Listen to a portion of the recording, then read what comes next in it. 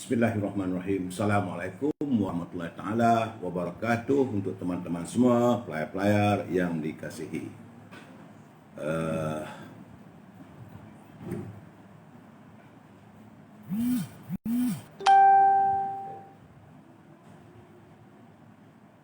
Siapa yang muncul pertama ya? Ya, yang muncul pertama tidak lain tak bukan Rubidin dan pasangannya. Adiwara Angkasa Ibrahim Cik Muda yang sama malam sama dengan saya, Saudara Syahal Ibrahim, Ashraf Mustafa, ya Ruby, terima kasih kerana bersama dengan saya setiap malam. Muhammad Khalil, edisi Diksi. Semalam 3 kot, hari ni ada 4 lah. Syuami Musa, Raban Tebing, Nur Azwa, Azlan Yusof, Dirmaj, Adnan Ahmad, Ruby. Kalau boleh rasanya teringin, rasanya kalau kita boleh berjumpa ketika nanti semua. Dan Abang Rasha ke Samsul Anwar, apa khabar Samsul, Mak Azmi, Muhammad Ali, dari Kelantan tak? Wak Sulimin, Efwa Arpa, Sulaiman Hassan, apa khabar? Mak Kilau Pahang, Alhamdulillah. Pak Ngah, Canai, Zul Plot, Yuan Kasim, Detman, Markin Kama Ismail, Langkawi White Eagle, Helang Putih, Kamali Kamdin, Abu Samah, Laksmana Kencana, Saidina Ali Ismail, Mat Otai Harun, Nenek Porak, Pak Ngah Canai. Terima kasih dek, saudara apa ni, Salimah, Sulaiman Hassan, Setia Solution, Azrul Shah, apa khabar saudara, Amir Dollah, Selamat Yusof alias Abdul Latif, Ki Zakri, Zikri, Aizah Ibrahim, Rosma, Razali Samad, Adiwara Angkasa. Seboleh-bolehnya rasa macam nak melekat, nak terus nak menyantuni saudara. Tapi macam yang selalu saya katakan, bahawa saya akan sentiasa memberi pencerahan apa yang saya tahu, perkembangan terbaru dan sebagainya. Dan bagi yang tak sempat saya santuni, saya mengharapkan dapat saya santuni selepas usai saya bersama saudara. Kalau saya balik tengok kemudian, mesti saya tulis like dan sebagainya. Ya saudara, seperti biasa hari ini kes baru masih meningkat, COVID-19 masih meningkat. Jumlah mereka yang dijangkiti oleh wabak virus corona adalah 1,295. Semalam 1,172. Jadi yang terkumpul sudah 87,913 dengan 7 kematian. Jadi Sabah nampaknya ada berkurangan, naik. Semalam 260, hari ini 268. Labuan yang berkurangan. Sarawak Alhamdulillah 4 hari tiada COVID-19. Kedah juga berkurangan. Penang naik balik. Saudara Sajen, semalam 34, hari 69. Di Perak turun, bagus, Alhamdulillah. Daripada 110, ini tinggal 35 saja. Di Selangor juga berkurangan, tapi masih lagi 481. Di Kuala Lumpur 232, agak membimbangkan. Cuma di Negeri Sembilan kurang 7, semalam 67, hari ini 60. Di Melaka naik, semalam 5, hari ini 14. Di Johor, Johor 105, semalam 48. Warga Johor berhati-hati. Di Pahang juga agak mengecewakan saya sebab berapa lama dah dia dapat kekal sebagai sifar, hari ini naik balik 13. Terengganu Alhamdulillah semalam 7, hari ini 1. Kelantan juga Alhamdulillah 1 saja jangkitan. Dan Alhamdulillah warga Perlis masih lagi mengekalkan. Tahniah warga Perlis, hebat. Sebab hari ini jumlah yang terkumpul di Perlis, mereka yang dijangkiti wabak virus corona, hanya 45 orang saja. Saya juga ingin melaporkan di seluruh dunia ni, warga dunia hari ini sudah 73 juta 70,972 orang yang telah dijangkiti oleh wabak virus corona. Daripada 73 juta itu, 1,626,712 telah pun menemui ajal. Ini laporan daripada WHO.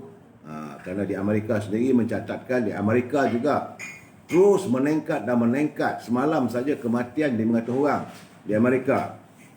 Jumlah jangkitan terkumpul di Amerika adalah 16,545,465 dengan kematian 301,264. Artinya dunia masih lagi belum mampu untuk mengekang ini penyebaran virus corona ini. Sebab itu kita harus berhati-hati. Dan saudara, jaga kebersihan sebab kita masih belum menang lagi. Begitu juga bila tadi saya menatap laporan dan juga kenyataan daripada Menteri Kesihatan. Menteri Kesihatan semalam menyatakan kesan daripada COVID-19 ini sudah 43,000 warga di negara kita ini berada dalam keadaan masalah psikososial. Kemudian ini guys bau gila lah. Itu sebab kita agaknya peruntukan untuk ubat sakit mental ni dipertingkatkan. Kerana kesan tak lain tak bukan adalah kerana bila memikirkan tentang kehidupan yang semakin mencerut dan susah hati, berlaku perceraian, berlaku perbalahan dalam keluarga, akhirnya mengundang masalah psikologi. Bila berlaku ini berlaku, yang direkodkan oleh Kementerian Kesihatan lah 43,000. Saya ingatkan itu hari cuma 23,000 saja, meningkat dah 20,000 yang sakit jiwa. Kerana itu mereka kadang-kadang membuat panggilan, macam-macam lah yang berlaku. Kita berdoa lah supaya serangan wabak virus corona ini segera terhenti agar kita dapat menghadapi kehidupan yang kembali normal. Jeff Scott Mimi, terima kasih laporan saudara Jeff. Pasar Lakin ditutup kerana ada yang kena. Sebab dia kata Johor dah meningkat 100 lebih. Saudara yang berada di sekitar Johor Bahru, berhati-hati sebab Pasar Lakin, kata Jeff, telah ditutup. Janganlah kita pergi situ. Saudara Rosia Aroy, apa khabar? Salam. Miania, KH Abdul Razak, insya-Allah itu kita jaga kita jaga kita. Ya. Terima kasih Azil Atian, nampak muda. Tak nampak ke dah putih kiri kanan ni. Syah, apa khabar Syah? Fazil Yuk dan teman-teman yang lain. Baik, saudara, tidak kita lupakan dengan hadis Rasulullah SAW, pesanan untuk orang-orang yang ingin bermusafir. Sebab sekarang ni penjarakan dah larangan pergerakan dah dikurangkan.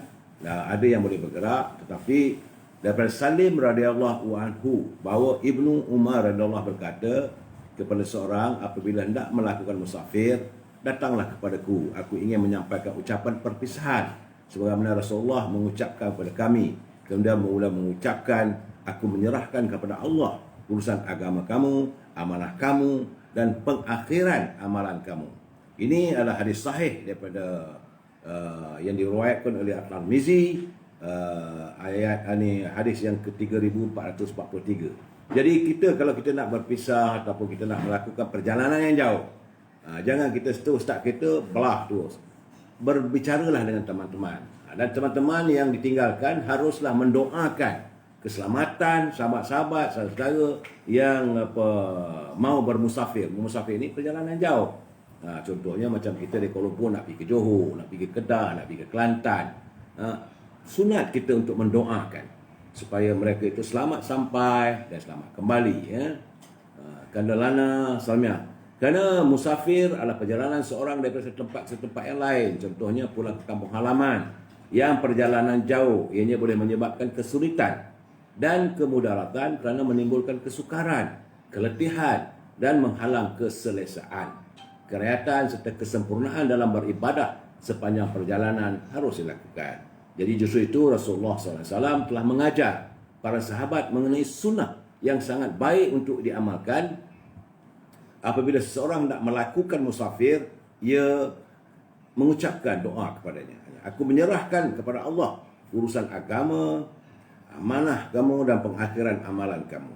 Jadi terdapat jugalah hadis-hadis yang lain, doa berikut. Semoga Allah SWT membekalkan kamu dengan ketakwaan, mengampunkan dosa-dosamu, dan Allah memudahkan kebaikan untukmu di mana saja kamu berada. Itu adalah doa dalam bahasa kita lah. Saya tak kerti nak baca dalam bahasa Arab, ya. Berkali-kali saya katakan kalau saya sebut dalam bahasa Arab, tersalah sebut nanti boleh membawa makna yang berbeza. Jadi kita dengan Allah, Allah tahu apa bahasa pun yang kita angkatkan, kita munajatkan kepadanya. Dia mendengar, dia maha mendengar. Dia yang menciptakan bahasa ini, bukan kita. Ya. Saudara Empat Pelangkering, Waalaikumsalam. Zubaidi, apa khabar? Saudara ingat ya, negara rahmah, ummah sejahtera. Hadis yang saya bacakan tadi adalah kiriman daripada Pertubuhan Ikram. Bukan saya pandai-pandai buat. Saya berterima kasih kepada warga Pertubuhan Ikram Malaysia, negeri Johor, yang setiap hari menghantar kepada saya. Dan kita baca. Usai tentang hadis, nampak agaknya dah ada sinar sedikit kepada teman-teman yang berniaga untuk e-commerce. Sila hubungi Azhar 0113304124 untuk saya wawarkan kalau ada perniagaan saudara. Begitu juga kalau saudara nak memesan kuih bahulu, maknya bahulu berdal lah, bahulu lain tak ada, bahulu berdal orang Perak, ataupun kuih renang tok, dan juga buku-buku yang saya tulis, ya, boleh berhubung dengan Azhar 0113304124 ataupun Siti Fareha. Siti Fareha 017-711-4300 017-711-4300. Cuma bila saudara berpesan dengan Siti Fareha, dia punya dendeng manis tu reservekanlah 1 hari lebih, sebab dia tidak membuat dendeng itu sedia untuk di mana lagi, tak ada. Order hari ni dia buat, tapi dia mengambil masa 2 hari. Saya tengok menantu saya tu masak rendang dendeng manis Siti Fareha. Begitu juga kalau saudara yang tinggal di sekitar kawasan MPS, di nombor 4 Seri Selera MPS, di Laman Mutiara, Sungai Tua, dekat Batu Cave sana, bertandanglah. Ini dia bukan order, ya. Ini sebab dia pun tak bagi nombor telefon dan apa semua, cuma dia minta, dia kata, "Uncle, war-warkanlah restoran saya di Om Salai." Di situ ada itik salai, ayam salai, daging salai, keli salai dan ulam-ulam. Makanannya pula murah-murah. Jadi datanglah, katanya seranglah ramai-ramai dari jam 12 tengah hari. Berarti pagi tak ada, 12 tengah hari hingga selesai. Saya bolehlah bersama untuk menikmati Om Salai. Sebabnya ownernya adalah pangkat bagi saya anak-anak lah, sebab saya berkawan dengan Allahyarham bapanya, Allahyarham pelakon dan penulis Omar Manan dan wartawan Fauzia Rauf. Salam impian moratorium dan kumpulan wang simpanan pekerja. Tajuk kita malam ini, badai belum berlalu. Bagaimanapun, sebelum saya mengulas lagi, saya harus membacakan pantun. Jangan marah. Saya suka pantun. Apa-apa lagi pantun-pantun daripada Pak Nazir. Kata Pak Nazir lagi perlis kan? Amir, bos tak ikut arahan Presiden. Mak Noor Sharif. Itu nanti dulu, sekejap lagi. Cerita kuli dan sebagainya. Sabar. Saya boleh kemukakan soalan itu nanti. Apa saudara kata tadi, saya sebab ini buat pantun, laju sangat saudara masuk, saya nak bagi pencerahan pun tak boleh. Saya sebenarnya kuli dah boleh dibuang daripada UMNO. Kasih. Tak sebegitu mudah. UMNO ni adalah caranya. Ya. Kata pantun Pak Nazir, burung belanak di pasar Rompin, berangan-angan, hendak menjaja. Anak-anak perlu dipimpin. Dibiar jangan begitu saja. Kaki kematu tidak berdarah, kerasnya teruk seperti batu. Nafsu itu suatu fitrah. Baik buruk, diri yang menentu. Itu pantun kiriman daripada Pak Nazir. Masuk juga satu pantun daripada sahabat saya, Saudara Jamil Idris. Dia kata, bulat air kerana pembentung, bulat manusia kerana muafakat. Banyak menteri kaki kelentung. Mana yang janji, semua tak lekat. Itulah pantunnya. Bagaimanapun saudara, hari ini adalah tanggal 16 hari bulan. Kita tinggal lebih kurang 14 ke 15 hari saja lagi, akan berakhirlah tahun 2020. Kerana akan menjelang tahun baru. Saya menerima kiriman kawan-kawan apa semua. Saya kata, elok saya baca malam ni. Jadi kiriman itu dia kata, buat keluargaku. Kamulah yang terpenting dalam hidupku. Jadi, buat yang kusayangi, aku minta maaf atas sikap tindak tandukku yang menyakiti hatimu. Buat kawan-kawanku, maafkan daku. Jangan lupakan aku bila suatu masa nanti kita terpisah. buat yang tak yang tak sependapat, yang tak sependapat dengan saya dan sebagainya, maafkanlah. Bila selama ini kita selalu salah dan saling berbalak dan dilihat salah di matamu. Buat yang sayang padaku, aku juga sangat menyayangimu. Buat yang tak kenal dengan saya, salam kenalan. Semoga kita bisa menjadi sahabat yang baik. Terima kasih buat semua kerana telah mengasihi hidup saya, hidup kita semua, dan semoga tahun-tahun yang mendatang ini akan kita raikan dengan penuh keceriaan, mudah-mudahan. Jadi doa dan harapan kita semoga tahun 2021 akan menjadi lebih baik dan kita masih terus sihat dari tahun-tahun sebelumnya. Okey, saudara, ingat ya, tajuk kita malam ini adalah badai. Apa tajuk kita ni? Tajuk kita malam ini badai belum berlalu. Kerana dalam saat-saat ini saya masih lagi menerima kiriman dan persoalan pertanyaan berhubung dengan moratorium. Memang masih belum ada pengumuman daripada Menteri Kewangan ataupun Menteri Kerajaan Tempatan berhubung dengan pinjaman oleh peminjam kepada institusi keuangan seperti bank dan finance company. Jadi itu belum lagi tuntas. Kita tak tahu bila dah mereka akan buat pengumuman. Jadi cuma saya nak mengingatkan lagi, ya, kalau datang tukang tarik kereta waktu malam, jangan serahkan dapat kunci, telefon pihak polis.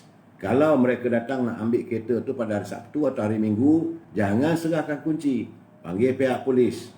Kerana mereka tidak boleh melakukan tindakan merampas kenderaan anda, sama ada kereta ataupun motor ataupun lori ataupun bas di hari yang tidak waktu bekerja. Jadi ini mana ni adik saudara, Mak Khalil masalahnya bukan backup UMNO, cuma boleh merancang. Yang tentukan ialah Muhyiddin kerana mereka tak ada apa-apa jawatan penting dalam perikatan nasional. Harap saudari faham. Ini semua. Ini saya nampak ini seolah macam saudara ada berhubung. Saya bersetuju untuk saudara saling berhubung. Cuma yang saya minta, jangan ada cacian. Kalau saudara tak setuju, saya kata pandangan saya begini. Dia pun bagi pandangan dah begini untuk kita mencambah pemikiran kita dan kita lebih faham tentang politik. Politik ini adalah sesuatu yang dinamik. Dia berubah dan tidak stagnan. Politik ini bukanlah sesuatu yang kekal. Dia berubah-ubah. Jadi kalau saudara bersama-sama dengan teman-teman dalam page saya ini, salinglah bertukar pandangan. Jadi kalau saya sempat santuni, saya akan santun. Tok, saya Johari nak tanya, adakah UMNO ada cara yang baik untuk rakyat mendapat KWSP? Ini yang saya nak umumkan, bahawa akhirnya tadi menurut laporan daripada Malaysia TV dan kenyataan daripada Menteri Kewangan bahawa pencarum kumpulan wang simpanan pekerja boleh mengeluarkan wang mereka secara tanpa syarat sejumlah RM10,000 bagi mereka yang berkelaikan. Berkelaikan itu bukan syaratnya bahawa dia mesti buta. Tidak. Artinya wang dalam simpanan itu melebihi RM20,000. Kalau dia punya dalam iSinar itu, kalaulah dia punya dalam bank itu ada RM30,000, dia berhak boleh keluar RM10,000. Dan tak ada syarat. Tak ada syarat mesti kena buang kerja ke syarat. Tak ada. Tanpa syarat. Inilah yang diperjuangkan oleh UMNO. Dan semalam bila memanglah semua kecewa bila bajet itu diluluskan, itu yang dikatakan kadang-kadang dalam percaturan politik ni ada ulur dan tarik. Sebab itu kita dah bagi tahu kelulusan bajet ini seperti mana dinyatakan oleh Sri Najib, ini kerana nak menyelamatkan negara supaya kerajaan dapat meneruskan. Tetapi bukan berartinya menyokong 100% kerajaan pimpinan Datuk Tan Sri Muhyiddin. Belum pasti. Tuntutan kita tak dapat, tunggu. Adalah tindakan-tindakan susulannya. Sebab itu saya tengok bila Datuk Sri Najib melontarkan satu Twitter. Dia kata kalau Perikatan Nasional tak boleh buat, BN akan buat. Apa maksudnya? Jadi soal bajet kita kena separate. Banyak orang bertanya pada saya tadi. Dia kata apakah dengan wujudnya sokongan pada bajet itu, maka Tan Sri Muhyiddin tidak boleh dijatuhkan. Saya kata dua perkara yang berbeza. Saudara kena faham. Berkali-kali, saya ingat sebulan lepas pun saya dah cakap, Perdana Menteri, seseorang Perdana Menteri yang telah dilantik oleh Duli Yang Mahmudah Pertuan Agong, pertama-tamanya dia perlu mendapatkan sokongan majoriti di kalangan ahli-ahli dewan, iaitu ahli dewan rakyat. Sekarang ni ada 220 orang sebab 2 orang dah meninggal. Jadi 220 dia kena cari sekurang-kurangnya 111. Itu sokongan pada dia, bukan pada bajet. Sekurang-kurangnya. Jadi kalau dia ada 111, 112, barulah dia ada legitimate, barulah ada keabsahan. Tetapi seseorang Perdana Menteri, dia tak boleh diberhentikan dengan begitu saja. Jadi kalau Datuk Seri Anwar Ibrahim nak bawa dia punya statutory declaration, bawa adanya wakil rakyat semua 112 orang ke 130 orang, dia menghadap Agung. Benda tak boleh. Dia kena dibawa ke Dewan juga. Betul, masa itu hari langkah syaratan itu hari. Itu kesilapan tu Dr. Mahathir. Dan akhirnya dia kata dia tak dapat sokongan, maka dia pun berhenti. Tapi bukannya Duli Yang Mahmudah Tuan Agong memberhentikan beliau. Tidak. Seseorang Perdana Menteri yang telah dilantik, dia boleh diberhentikan hanya 4. Berkali-kali saya katakan. Pertama, dia meninggal dunia. Selagi dia tak meninggal dunia, dia kekal sebagai Perdana Menteri. Yang kedua, dia tidak gila. Kalau dia gila, dia kena berhenti. Ada doktor mengesahkan dia ni gila, dia kena berhenti. Yang ketiga, dia sendiri nak berhenti. Dan yang keempat, bila adanya usul undi tidak percaya di Dewan Rakyat atau di Parlimen. Inilah 4 saja. Tetapi boleh ahli-ahli Parlimen boleh membuat satu permohonan untuk mengadakan sidang khas kalau mahu. Sidang Parlimen untuk menzahirkan ketidakpercayaan terhadap Perdana Menteri. Jadi semua, kalau ada SD ataupun aku bersumpah tu, sepatutnya kesemua SD itu ditujukan kepada speaker. Saya tengok dari segi ini, saya melihat, saya memberi pencerahan ini dari sudut perundangan. Dia bukan hantar SD itu pada Agong. Dan Agong tak boleh cakap, Muhyiddin, you kena berhenti sebab ini. Tak boleh. Dia naklah dibuktikan di Parlimen. Cuma hari itu, langkah syaratan itu hari, Dr. Mahathir pun terperangkap. Mungkin dengan kelalaian dia, mungkin dengan dia punya tidak sabarnya apa semua. Dia kata dengan ini, dia meletak jawatan. Dia bukan Agong suruh letak jawatan, tidak. Sebab Duli Yang Mahmudah Pertuan Agong minta dia. Dalam keadaan begini, Agong kata, jadilah Perdana Menteri interim. Apa khabar Izara Nur Iman? Banyaknya love you. Banyak hati-hati. Saya rasa ini cucu saya ni. Banyaknya hatinya yang dihantar kepada saya. I love you, my greatest princess. Jadi dalam keadaan begitu, bila langkah syaratan itu berlaku, sebenarnya pertemuan itu adalah pertemuan untuk mengekalkan Tun Dr. Mahathir sebagai Perdana Menteri. Itu yang dicapai antara UMNO dengan PAS dalam Muafakat Nasional. Yang saya katakan ada pertemuan selepas ada berlakunya retreat di Janda Baik. Retreat belum habis pun Presiden UMNO, Timbalan Presiden bekerja turun ke pejabat PAS, ke Kuala Lumpur, mesyuarat. Mesyuaratnya tidak lain tak bukan entah untuk meneruskan sokongan kepada Perdana Menteri waktu itu adalah Tun Dr. Mahathir Mohamad. Cuma kita meletakkan syarat, kita boleh menyokong you without DAP. Itu saja. Ya? Dan Dr. Mahathir tak mahu. Kerana itu dia letak jawatan. Ini saudara kena ingat. Jadi kalaulah ada SD di bawah P.A. Agong, tak boleh buat apa-apa pun. Kerana perlembagaan menyebut dia nak berhenti sendiri. Dan waktu itu Agong, Duli Yang Mahmudah Pertuan Agong yang begitu mulia hatinya, dia kata Tun dia peganglah dulu sementara. Dia tak nak. Dia meneruskan juga. Sebab itu yang Datuk Seri Anwar Ibrahim dengan Lee Guak Eng, dengan Mak Sabu bekerja ke rumah Tun Dr. Mahathir, minta dia tarik balik. Tapi benda dah berlaku. Jadi bila berlaku begitu, ada kekosongan. Dalam kekosongan ini, cara ni buat apa?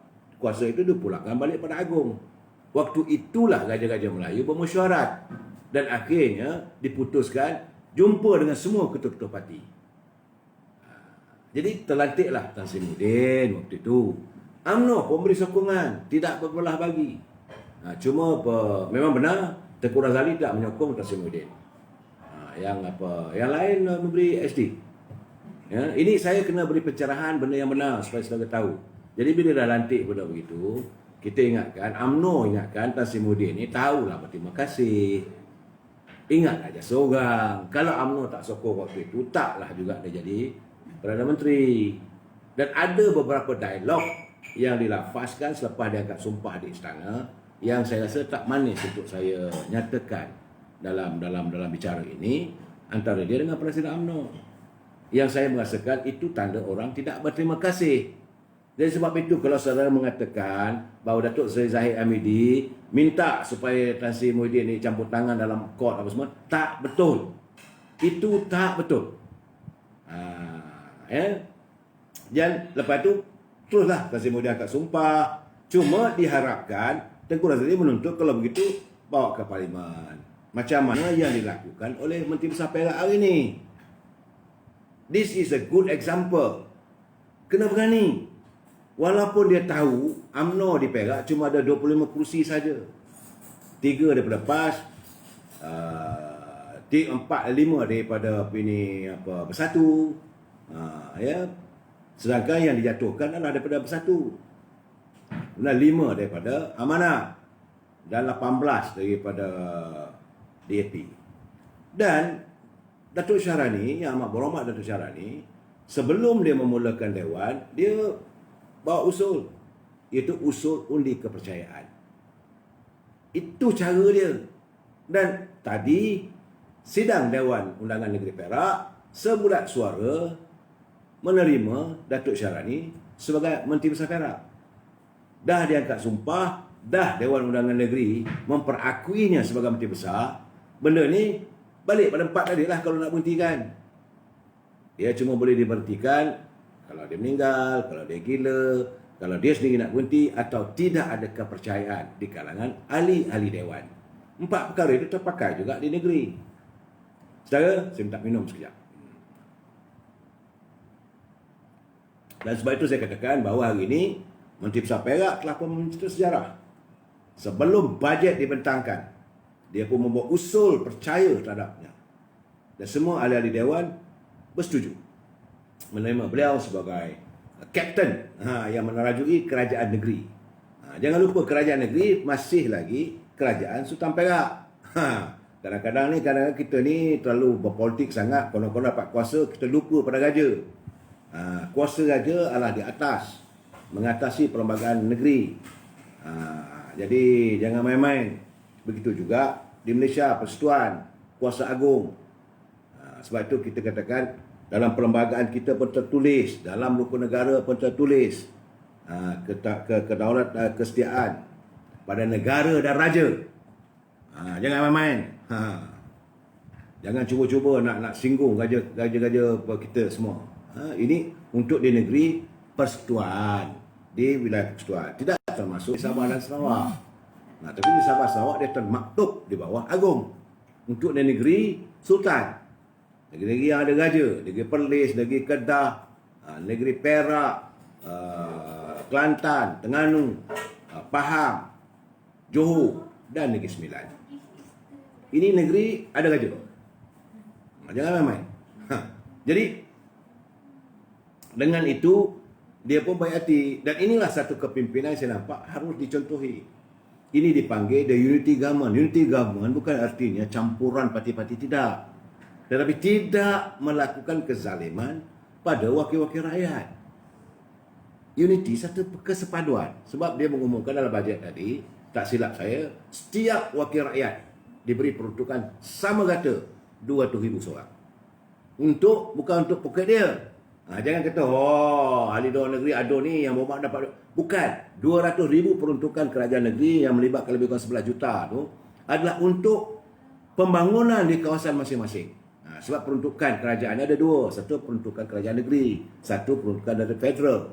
Jadi peruntukan negeri ni diuruskan oleh wakil-wakil rakyat, ahli Dewan Undangan Negeri. So ahli Dewan Undangan Negeri di Perak bolehlah kalau nak meluluskan macam berlaku bencana dan peruntukan untuk kalau ada kawasan pantai yang ada persatuan nelayan, boleh buat jeti nelayan. Kalau sungai, boleh buat jambatan. Kalau ada berlaku bencana, boleh dikeluarkan. Ada peruntukan lebih kurang 200,000. Dan dia mengatakan bahawa semua wakil rakyat, semua ahli Dewan Undangan Negeri hendaklah diundang masuk duduk dalam jawatan kuasa pentadbiran daerah. Dia tak mahu lagi melakukan tindakan dulu-dulu. Kalau dia pembangkang, ketepikan terus. Peruntukan untuk pembangkang, tak ada. Itulah kalau buat begitu, akhirnya rakyat marah. Kita tidak menghormati demokrasi. Apa yang berlaku di beberapa negeri, saya tak mahu sentuh lah. Sebab saya pun tak dapat fakta sebenar-benarnya. Dapat peruntukan, sepatutnya bagilah pada wakil rakyat. 450,000 ke, 400,000 ke. Tiap-tiap wakil rakyat itu ada dia punya pejabatnya, dia akan menguruskan wang itu untuk kegunaan pembangunan ataupun keperluan rakyat. Jadi tidak boleh ada pilih kasih. Momen kita mewujudkan pilih kasih, berlakulah masalah. Tapi syabas saudara Datuk Syarani yang berhormat memulakan satu tindakan yang cukup bijak, cukup baik. Dan orang melihat, semoga saudara kekal. Jangan pula saudara sekat tiang saja. Sekat jalan dah tak jadi. Nanti rakyat marah. Kalau ini tindakan saudara, maka ahli-ahli Dewan Negeri sama ada daripada PAS ke, daripada PEN ke, daripada Amanah ke, daripada DAP ke, tentu mereka akan beri sokongan. Tak ada masalah. Jadi kita tidak mengamalkan politik resis. Cuma pada tadi, selepas tentang tamparan ni, kenyataan media daripada pejabat Perdana Menteri petang tadi, dia mengumumkan bahawa Duli Yang Maha Mulia Pertuan Agong telah pun berkenan melaksanakan perintah darurat di Parlimen Greek dan Dewan Undangan Negeri Bugaya di Sabah. Artinya, cadangan untuk mengadakan pilihan raya di dua kawasan tersebut, termasuk di Batu Sapi di Sabah, ia tidak boleh dilaksanakan kerana kawasan tersebut telah diisytiharkan sebagai kawasan darurat. Dia sepatutnya ini mengikut pasal 1 perkara 150. Hak untuk mengisytiharkan darurat itu adalah hak agung. Jangan sesiapa nak cuba ambil, nak pandai-pandai nak buat. Saudara Arif Muluk, tak ingat ke dulu UMNO yang hilangkan imuniti Raja-Raja Melayu? Saudara Arif Muluk, saya tengok tiap malam saudara cuba untuk memancing, untuk saya berhujah dengan saudara, untuk menceritakan keburukan. Soalnya yang sudah-sudahlah. Yang berlaku itu zaman itu bukan UMNO. Saya dah cakap berkali-kali, UMNO is a party politics. Waktu itu UMNO dipimpin oleh Tun Dr. Mahathir. Itu yang berlakunya krisis perlembagaan. Saudara Arif, kita bercakap ya dengan fakta. Jangan tunggu UMNO nak buangkan imuniti raja. Tidak. Dia berlaku di kalangan pimpinan. Waktu itu UMNO dipimpin oleh Tun Dr. Mahathir. Kesan daripada pertandingan antara Tun Dr. Mahathir dengan Tengku Razali Hamzah. Jadi kalau saudara, kita bagi saya sekarang ni benda dah berlalu, tak payah kita nak kait-kait lagi dah. Dan sekarang dah baik, okeylah. Masanya sekarang ni kita maju ke depan.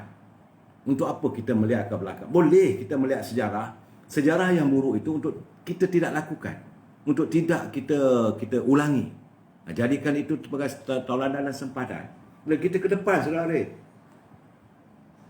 Saya tidak mau menyeranglah parti-parti yang lain. Cuma saya memberi pencerahan. Kalau saya nak serang, banyak juga apa yang berlaku dalam PAS. Saya tahu saudara Arif ni ada sympathizer ataupun nyokong kuat pada PAS. Daripada apa yang saudara lontarkan. Banyak kenyataan. Kalau saya nak korek satu persatu, buat apa? Takkanlah kita nak kait balik macam mana Tuan Guru Haji Hadi kata bekerjasama dengan DAP itu boleh. Kalau kita nak, saya ada. Dengan tarikh-tarikhnya, tak payahlah.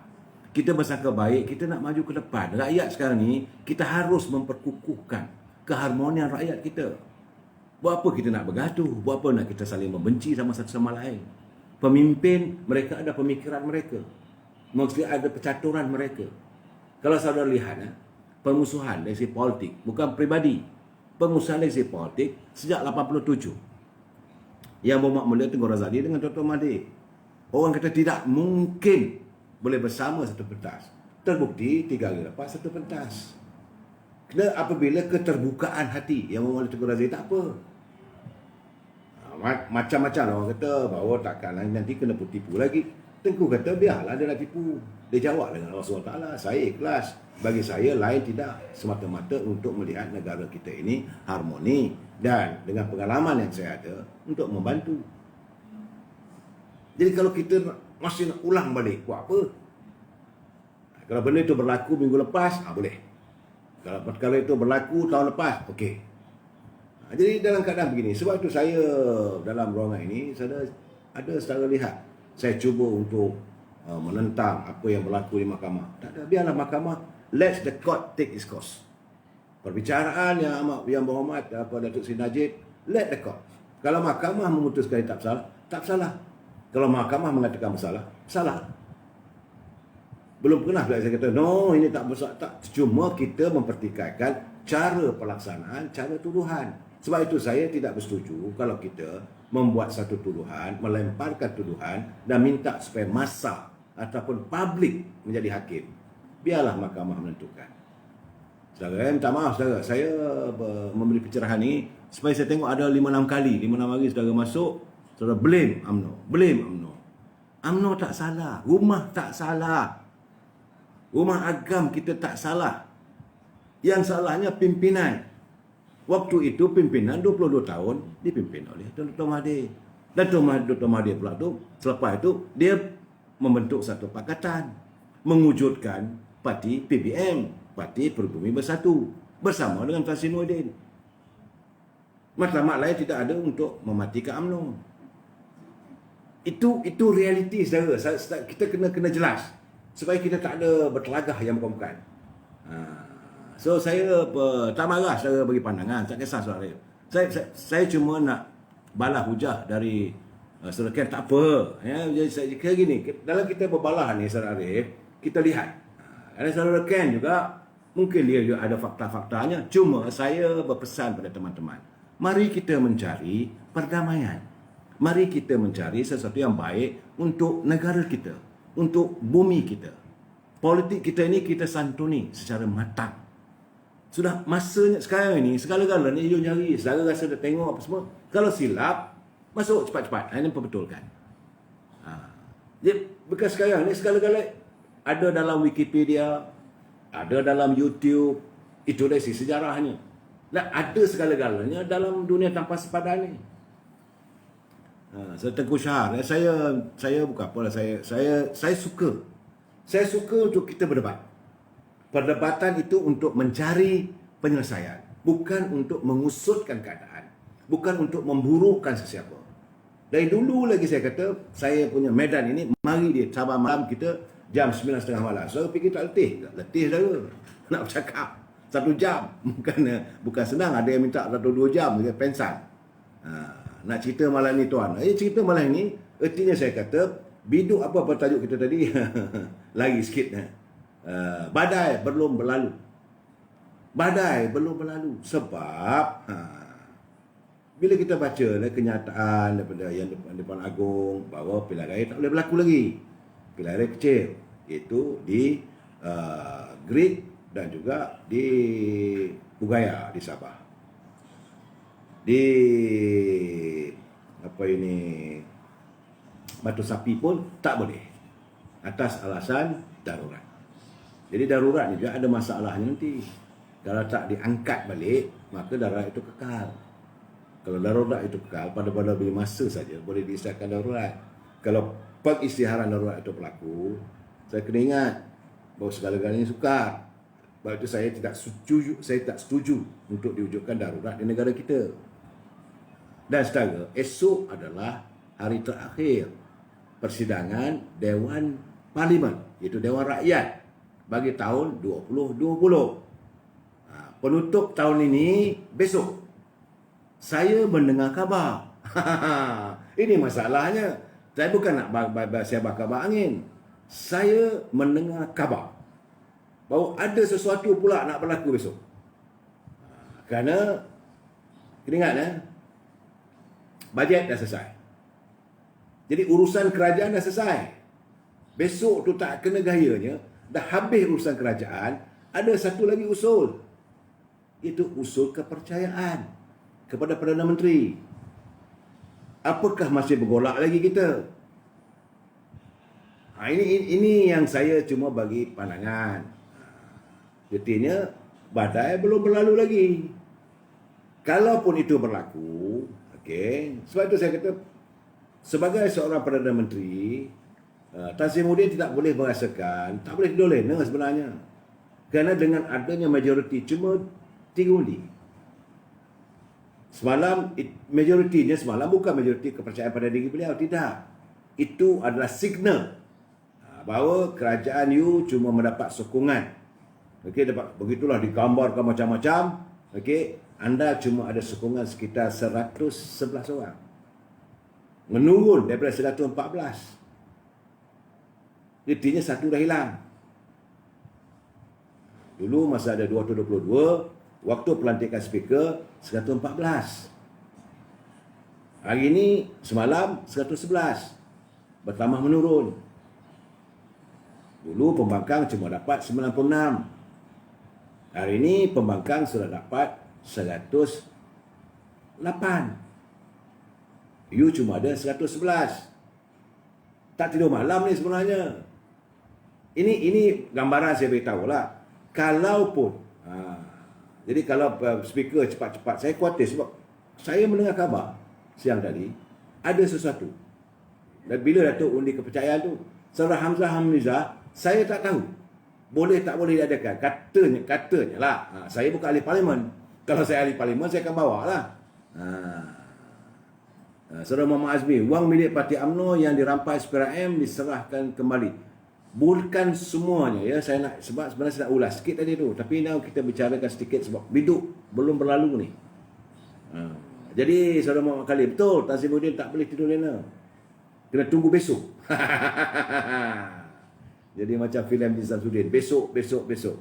Jadi apakah besok masih ada? Nah, ini pandangan saya. Saudara jangan ambil ini sebagai kenyataan resmi ya. Saya cuma dengar-dengar rumus dan saya memikirkan dari segi logikanya ada. Sebab urusan kerajaan dah selesai. Urusan bajet selesai. Sama Fazil Rahman, badai belum berlalu maknanya tak akan bertahu. Antara kerajaan pimpinan Tan Sri Muhyiddin dengan ahli-ahli pembangkang dan sebahagian daripada ahli-ahli UMNO sendiri belum selesai, belum usai. Api dalam sekam. Amarah masih menyala. Kenapa? Kerana apa yang dilakukan lain tidak memperkecilkan UMNO.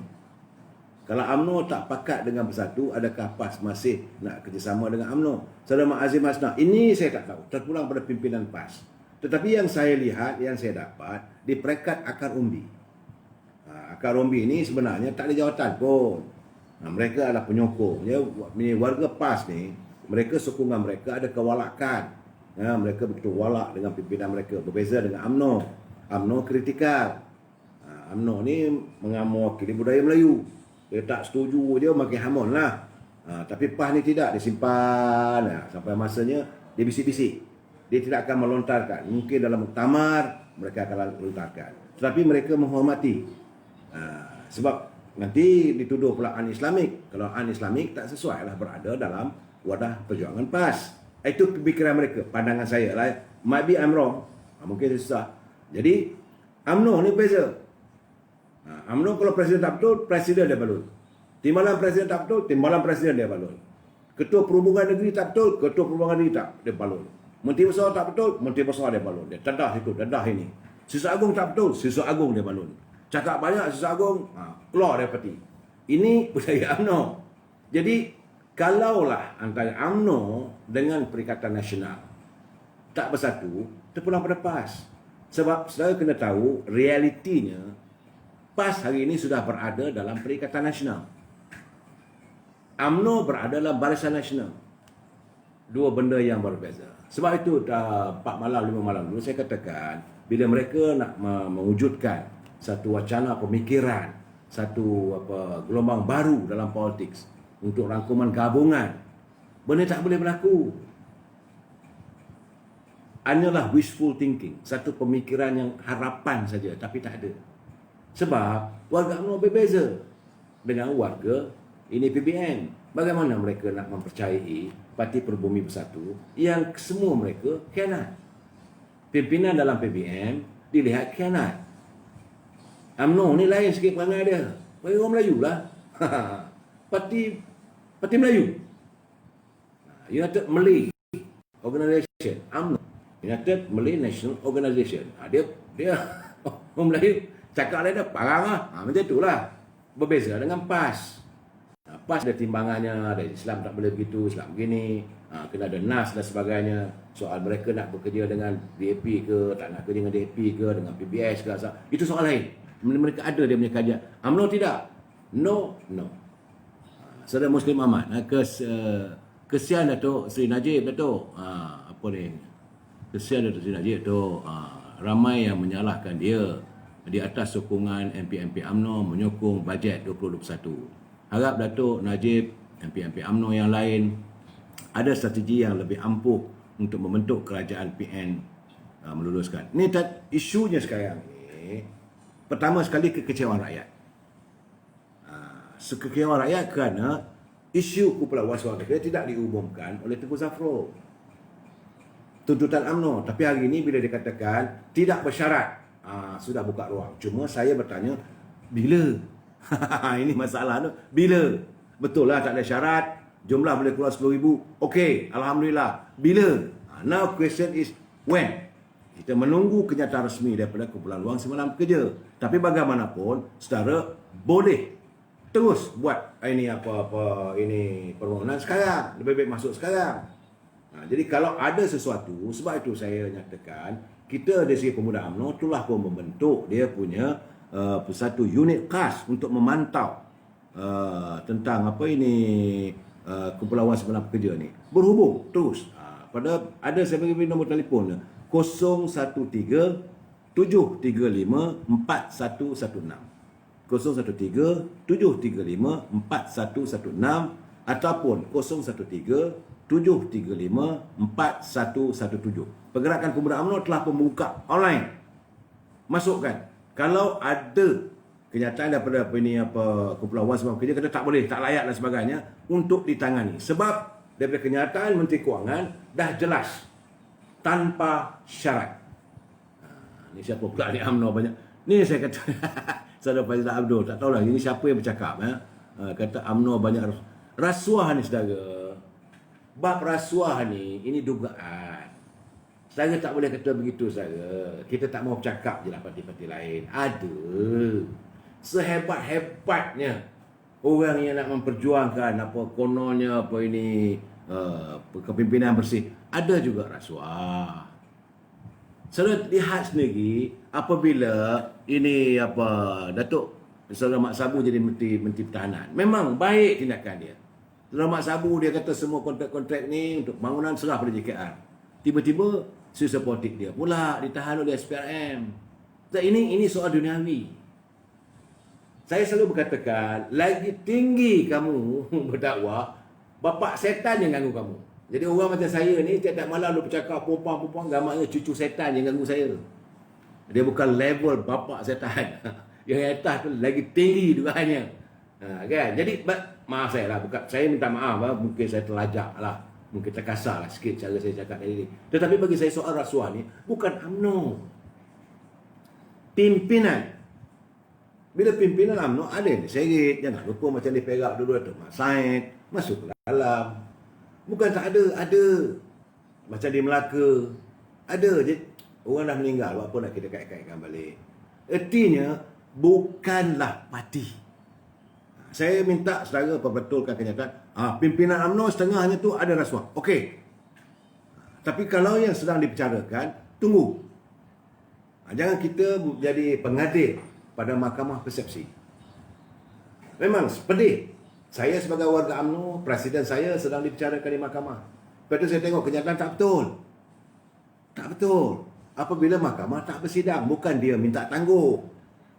Satu kenyataan, satu pembohongan, satu fitnah, tak baik. Datuk Seri Zahid tidak pernah minta penangguhan. Kecuali ada satu hari itu, dia dipanggil oleh pejabat Perdana Menteri. Bila dia pergi, pejabat Perdana Menteri mengeluarkan kenyataan, tak ada apa pertemuan itu. Akhirnya dia patah balik ke mahkamah, meneruskan pembicaraan. Di situ dia tuduh sebagai contempt of court. Ini saya akan bicarakan sampai satu waktu ketika nanti. Di sini saya letaknya, saya kata pejabat PMO ni, pejabat Tan Sri Muhyiddin, tak ikhlas. Kau dah panggil dia datang, kau dah tahu dia tengah bicara, dia minta daripada hakim untuk ditangguhkan sementara. Sebab nak jumpa Perdana Menteri. Dia pergi ke pejabat Perdana Menteri, keluar pula kenyataan daripada pejabat PMO office mengatakan tidak ada pertemuan politik antara Perdana Menteri dengan mana-mana pihak. Sedangkan Datuk Zahid dalam perjalanan. Sampai dekat sana, Tan Sri Muhyiddin pun tak ada, kononnya dah pergi ke Muar. Dia patah balik ke mahkamah. Bila dia sampai di mahkamah, dia dituduh contempt of court, menghina mahkamah. Kononnya pejabat Perdana Menteri akan mengeluarkan surat. Tak keluar pun. Nasib baiklah hakim itu, dia tahu keadaan sebenarnya. Sebab petang itu juga Datuk Zahid patah balik. Ini ada rintitan, ada cerita yang banyak lagi yang saya kata bahawa Tan Sri Muhyiddin kadang-kadang tidak dilihat ikhlas. Kita dah berterima kasih lah. Kalau nak jaga negara ini, kalau kita nak mentadbir negara ini, pertama sekali janji mesti dikotai. Sebab itu saya katakan kalau berlaku satu besok jangan marah. Jadi bagi saya badai masih belum berlalu lagi. Masih lagi yang saya dengar. Dan kalau itu berlaku, kabarnya katanya begitu juga dengan pimpinan daripada Parti Keadilan.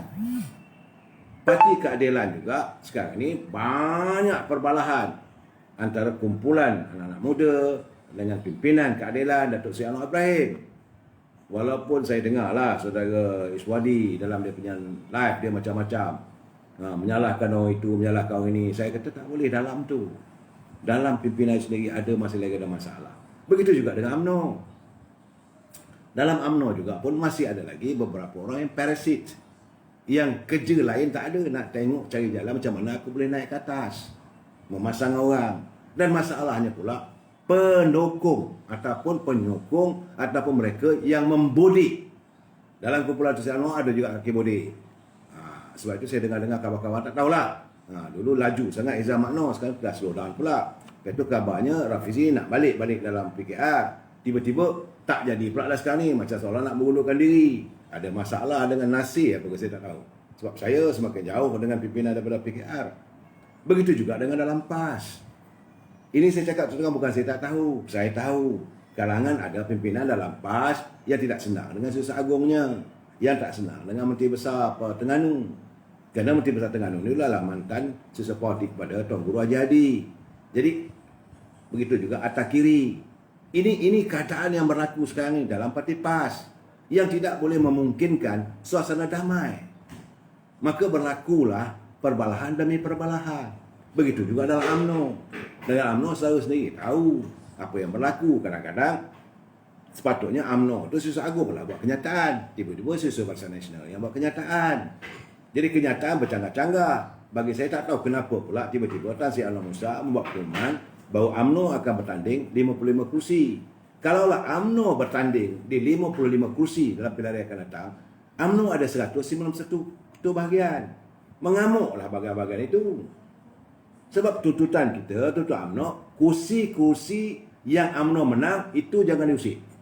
Dan yang lain dia tak tahu juga.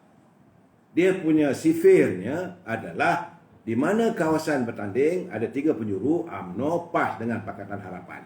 Ya, kalaulah kawasan itu dimenangi oleh Pakatan Harapan, sama ada oleh DAP, sama ada oleh PKR, sama ada daripada Persatu, tetapi antara UMNO dengan PAS. Kalau undi itu yang dipungut oleh PAS mengatasi daripada UMNO, maka hendaklah dipulang kepada PAS.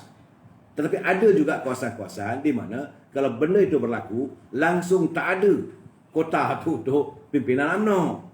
Di sini ada berlaku perbincangan. Contohnya macam kawasan Mahfuz. Mahfuz kawasan apa? Saya pun dah lupa kawasan dia. Kawasan Mahfuz. Jadi sekarang ini dimenangi oleh Mahfuz daripada PAN. Tapi waktu pertandingan waktu itu, ketua bahagiannya Datuk Syed Ali. Datuk Syed Ali dapat undi lebih kurang daripada undi PAS. Dewan Undangan Negeri 3-3 PAS aku. Jadi kalau PAS nak ambil 3-3 Dewan Negeri, Parlimen pun dia nak juga. Di sinilah UMNO kata macam mana ni? Memanglah itu hak PAS dari segi prinsipnya. Tapi di sinilah letaknya ada perkiraan.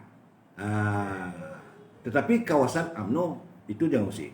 Apa yang dimenangi oleh PAS sebanyak 18 kursi itu tak boleh disentuh.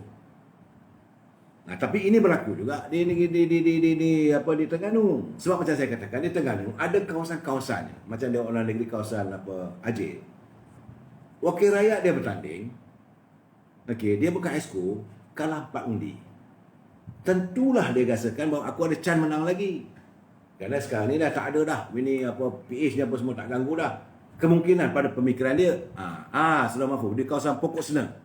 Terima kasih Saudara Azil Atia. Ini yang saya mahu, kadang-kadang saya terlupa. Kawasan Pokok Sena contohnya. Ya. Di Pokok Sena itu, yang bertanding Mahfuz Omar. Calon daripada UMNO waktu itu, Datuk Syed Ali. Beliau adalah ketua bahagian. Dia ada di situ kawasan Pokok Sena, lebih kurang sekitar dalam 200-210 kampung. Bukan senang, ketua UMNO bahagian nak jaga seluruh kampung tu. Dia bertanding, dia kalah. Okey, dia terima kekalahan. Mahfuz jadi ahli parlimen. Dan 3 kawasan itu, dengan dalam negeri pula, PAS. Jadi kalau 3 PAS ambil, parlimen pun ambil, UMNO ni nak jaga 220 kawasan ni. 220 kampung. Kalau tak ada jawatan dan sebagainya. Macam mana? Di sinilah ada pertimbangan. Ya? Jadi, masalah kerusi, tiba-tiba Setiausaha Agung Barisan Nasional buat pengumuman. Dia kata 55 kursi. Ini yang saya katakan, biduk kita berterabur lagi. Masalah kita dengan PBM, susah cerita lah. Belum apa-apa lagi, Hamzah dah buat kenyataan, nak tanding 40 kursi lah, orang ni nak tanding situ. Kenyataan daripada Ketua Perhubungan, Amanah Bersatu Johor, Ketua Perhubungan Bersatu Kelantan, Ketua Perhubungan Bersatu Terengganu. Kita nak bertanding 9 kursi sebagainya. Di mana ada kedamaian? Dan secara realitinya, di mana ada persefahaman? Tidak ada. Dan besok hari terakhir. Kalau tidak ada begitu pun, tetapi Parti Keadilan sedang mengusahakan sesuatu. Yang saya dipahamkan, kalau tidak terjadi besok, minggu depan ada sesuatu lagi. Tapi kalau dia buat minggu depan, dia tak boleh lah. Dia cuma boleh tuntut supaya diadakan sidang tergempar parlimen. Itu boleh. Jadi bila diadakan sidang tergempar, itu dia boleh tuntut. Itu tak boleh nak kata nak tolak, tak boleh. Kalau 100 lebih daripada 120 majoriti ahli parlimen menandatangani satu permohonan permintaan bahawa hendaklah diadakan sidang tergempar Dewan Rakyat untuk membahaskan keabsahan ataupun legitimacy of the Prime Minister. Okey, maka Dewan perlu bersidang. Kalau speaker kata tak mau, tak boleh. Sebab kalau speaker pula dilihat memihak, maka speaker juga boleh buat usul tak percaya. Kalau speaker pula kata, yang ini saya kena runding dengan menteri, Jabatan Perdana Menteri yang menjaga hak parlimen. Ini satu pencemaran, satu pelanggaran terhadap separation of power. Iaitu dalam negara kita ini, sistem demokrasi berparlimen, kita ada pengagihan kuasa, separation of power antara legislative, jurisdictions dan eksekutif. Eksekutif adalah Perdana Menteri, Menteri. Jadi speaker mesti bagi. Kalau dia takut, kalau dia tak boleh memihak sebab dia sepatutnya berkecuali. Dia tidak boleh ditunjuk oleh eksekutif, menteri. Dia tak boleh bila dia duduk dekat chair tu, dia akan tunduk pada kehendak dan takdir dia. Tak boleh. Sebab bila dia duduk sebagai speaker dalam dewan itu, Perdana Menteri pun kena hormatkan dia. Sebab statusnya sama. Bila masuk dewan saja, kamu Perdana Menteri ke, kamu menteri ke, kamu wakil rakyat ke, kamu ketua pembangkang ke, masuk dewan saja, tunduk. Sebagai penghormatan separation of power. Sebab parlimen adalah pembuat undang-undang, legislatif. Tapi kalau speaker pula kata, ini saya kena bincang dengan kena tanya pada menteri Jabatan Perdana Menteri yang mengawasi parlimen. Inilah dilihat pelanggaran eksekutif menguasai parlimen. Inilah yang dicabar oleh Tengku Razali Hamzah. Beliau melihat ada kepincangan, berlaku kepincangan dalam sistem pentadbiran negara kita. Sebab itu pada dia keabsahan Perdana Menteri ini tidak ada. There is no absahan. Tak ada ini. Jadi jangan lihat dia begitu salah. Dia orangnya Kalau dia angkat sumpah sebagai ahli parlimen, dia kata dia akan mempertahankan perlembagaan. Ali Abdul Latif tendang saja Anwar Musa, habis itu. Datuk Seri Zahid Hamidi tak boleh buat begitu sebab UMNO ni pula dia ada dia punya perlembagaan. Dalam buku perlembagaan, ni mana buku perlembagaan saya? Saya ada buku perlembagaan UMNO ni. Perlembagaan UMNO dia menyebut seseorang yang nak dipecat daripada keahlian kena bawa oleh pengurusan, bawa pada lembaga disiplin. Pengurusi lembaga disiplin adalah Tan Sri bekas menteri, bekas duta kita, Zul Hasnam. Tan Sri Zul Hasnam adalah pengurusi lembaga disiplin. Kalau nak mecat seorang tu, bukan boleh begitu, buat begitu saja. UMNO tak boleh sembrono. Tok Masan macam mana pula? Tok Masan tugas dia sebagai timbalan presiden. Tugas dia adalah membantu presiden, bukan buat kenyataan mengatasi presiden. Ini yang masalah ni kadang-kadang. Pengikut-pengikut membudi. Tok Masan begitu. Tak boleh. Tok Masan sebagai timbalan presiden. Dalam ketiadaan presiden, maka timbalan presiden harus membantu. Struktur dah cantik. Tugas dia bukan mengatasi. Jadi masalah sekarang ni kemungkinannya Tok Mak Hassan dengan Trisuk Agung ni, Barisan Nasional ni, sebab dulu mereka bertanding. Tok Mak Hassan bertanding jawatan timbalan presiden, Tan Sri Anwar Musa juga bertanding sebagai timbalan presiden. Bila dua-dua bertanding, adalah permusuhan politik. Masalahnya sebenarnya banyak orang tak tahu. Saya bercakap berkali-kali. Dalam politik ni, kalau bertanding pilihan raya, taklah kuat sangat dia punya marahnya. Tapi bila bertanding jawatan, sama ada dalam PAS ke, dalam DAP ke, dalam PKR ke, dalam Amanah ke, dalam UMNO ke, semua parti-parti politik. Siapa yang lawan ni Presiden Amanah, Mak Sabu, kalau dia ahli Amanah, pasti dia akan singkir. Azmin Ali cuba nak lawan dengan Anwar Ibrahim, jadi Presiden PKR, akhirnya tersingkir. Ini realitinya. Sekarang ni Datuk Mak Hassan dengan Anwar Musa, dia perbalahan berpanjangan. Terlalu sukar untuk mendamaikan perbalahan politik dalam kepartian, tapi bukan secara overall. Pertandingan pilihan raya tak apa, saya lawan pilihan raya kawasan Damansara. Lepas tu yang lawan dengan saya Ustaz Zul lah katakan. So Ustaz Zul menang. Kita boleh minum kopi. Tapi kalau saya bertanding ketua bahagian Kota Damansara, UMNO, jawabnya sampai matilah bergaduh. Ini masalahnya. Bagaimanapun kita bincang lagi malam besok, kerana biduk masih belum berlalu. Kita tunggu besok hari terakhir sidang Parlimen Dewan Rakyat. Wabillahi taufiq wal hidayah. Assalamualaikum warahmatullahi taala wabarakatuh. Jangan bergaduh.